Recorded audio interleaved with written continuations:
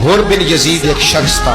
حر بن یزید ایک مختصر سا لشکر لے کے اس نے امام حسین کو ایک جگہ پہ روکا، پھر دوسری جگہ پہ روکا، پھر لا کر تیسری جگہ پہ روکا. تو امام حسین نے فرمایا جگہ کون سی ہے؟ کہا حضور کرب و بلا. فرمایا بس یہی خیمے لگا دو یہی. حضرت سیدہ زینب نے پوچھا امام حسین سے کہ سارے زمانے نے روکا ہے، ٹھیک ہے آپ حق پہ ہیں، یہ بھی سب نے کہا آپ حق پہ ہیں، پر روکا بھی سب نے، آپ روکے کیوں نہیں؟ ابن کثیر اور ابن اسیر لکھتے ہیں امام حسین رو پڑے، کہنے لگے بہن میں رک جاتا پر میں نے رات کو نانا مصطفیٰ کو خواب میں دیکھا. تو حضور نے فرمایا حسین اگر آج یہ رواج پڑ گیا نا یزید جیسے لوگوں کا تو قیامت تک پڑا رہے گا.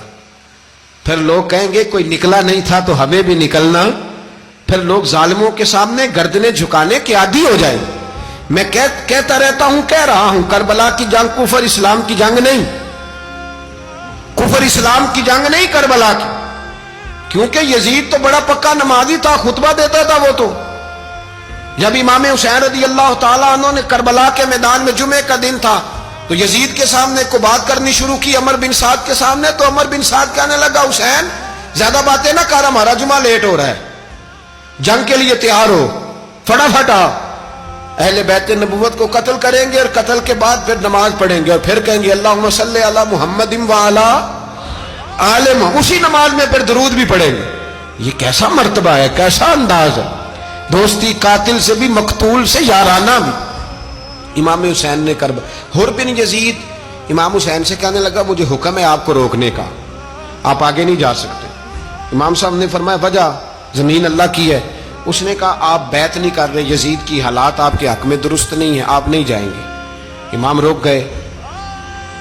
ظہر کی نماز کا وقت ہوا تو حضرت علی اکبر امام حسین کے بڑے صاحبزادے انہوں نے اذان ظہر پڑھی تو حر بن یزید کے لشکر نے امام حسین کے پیچھے نماز ادا کی. کہا بھئی تم مقابلے میں آئے ہو نماز پیچھے پڑھتے ہو؟ کہا حضور مقابلہ تو تلواروں سے کر رہے ہیں پر ہمارا دل تو مانتا ہے نا کہ مصطفیٰ کا نواسہ بڑی شان والا ہے. حر بن یزید نے 3 نمازیں لشکر سمیت امام حسین کے پیچھے پڑھی ہیں، 3 نمازیں، ظہر اثر اور مغرب. پھر امام حسین کے سامنے شرائط پیش کی کہ آپ کو یہاں گھیر لیا گیا ہے، یہاں آپ بیعت کریں گے، یہاں آپ جنگ کریں گے، 2 ہی باتیں. امام حسین نے فرمایا نہیں بھائی بیعت تو میں نہیں کرتا، اس کے علاوہ تم جو کہتے ہو میں کرنے کو تیار ہوں.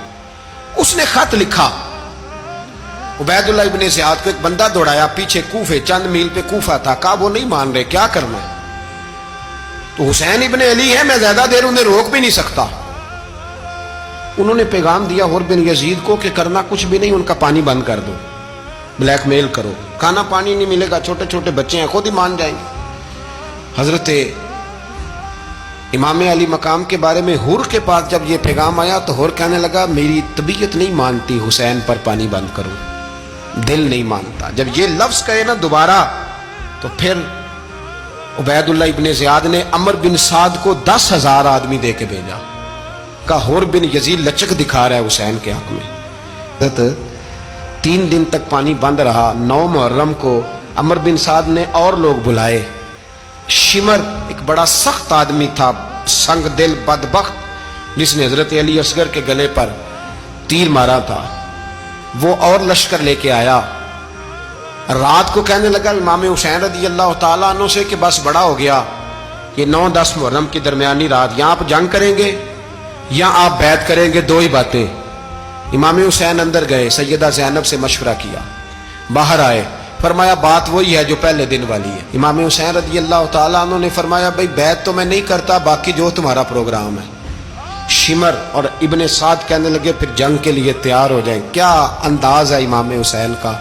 فرمانے لگے کل جنگ کروں گا، مجھے پتا تو ہے جنگ کا نتیجہ کیا نکلنا ہے، 1 رات مجھے دے دو تاکہ میں کھل کے اپنے رب کی عبادت تو کر لوں. حسین نے جانا ہے، مجھے پتا ہے کل رزلٹ 72 اور 22,000 کا کیا 1 رات مجھے دو، میں مالک سے راز نیاز تو کروں. میں گویا اس سے پوچھوں تو صحیح کہ مالک میرے والد بھی شہید ہیں، بھائی بھی شہید ہیں، نانا کو بھی دکھوں میں دیکھا ہے، تو اب میری باری ہے تو مالک میں حاضر ہوں، مجھے موقع تو دو. اس لیے کہ میرے نانا نے بدر میں بھی ساری رات عبادت کی تھی، صبح مجھے موقع دو. اور دنیا کا اصول ہے جب کوئی موقع مانگتا ہے تو دیا جاتا ہے. یہ دونوں کہنے لگے کوئی موقع نہیں. حر بن یزید پیچھے سے بولا, کہنے لگا نہیں بدتمیزی نہ کرو, حسین کو موقع دو, تمہیں دینا پڑے گا. موقع دیا. حر بن یزید نے پھر منت کی, کہا حضور آپ مہربانی کرے مان جائیں. فرمایا ماننے والا کھاتا کوئی نہیں, یہ بڑا مشکل. سورج چڑھا, 10 محرم کا دن, جمعے کا وقت. جناب سیدنا امام حسین رضی اللہ تعالیٰ عنہ نے ریت پر سجدے کیے, لمبے سجدے, لمبی نماز. سورۃ الشمس کی آیات دوسری رکعت میں پڑھی تو سارا کربلا گونجنے لگا. کیا انداز تکلم تھا امام علی مقام کا. نماز مکمل ہوئی تو حر بن یزید, عمر بن سعد اور شیمر سے کہنے لگے واقعی حسین سے لڑو گے؟ پتہ نہیں کون ہے. قل لا اسالکم علیہ اجرا, تم نے نہیں پڑھا الا المودۃ فی القربى, تمہاری آنکھیں بند ہیں. الحسن والحسین سید الشباب اہل جنہ, تمہیں نہیں پتا؟ کہنے لگا چپ کر, حکومت نظر آ رہی ہے. اور بن یزید کہنے لگے پھر میرا بھی فیصلہ سنو, مجھے حکومت نہیں چاہیے, مجھے جنت چاہیے. حکومت نہیں چاہیے. امام حسین کی پہلی فتح دیکھیں, اور بن یزید ایڑی لگا کے نا یزید کے لشکر سے نکل کے امام حسین کے لشکر میں شامل ہو گیا. اور پہلا شخص جس نے امام حسین کو روکا, امام حسین کے نام پر پہلا سر بھی اسی شخص نے کٹایا ہے.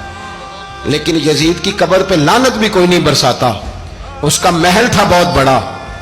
لیکن جب لوگ کربلا میں امام حسین کو سلام کرنے جاتے ہیں تو قدموں میں حر بن یزید کا مزار بھی بنا ہوا, اس کو بھی سلامی دی جاتی ہے. اور اب ہم اکیلا حر بن یزید نہیں کہتے, ہم کہتے ہیں حر بن یزید رضی اللہ تعالی.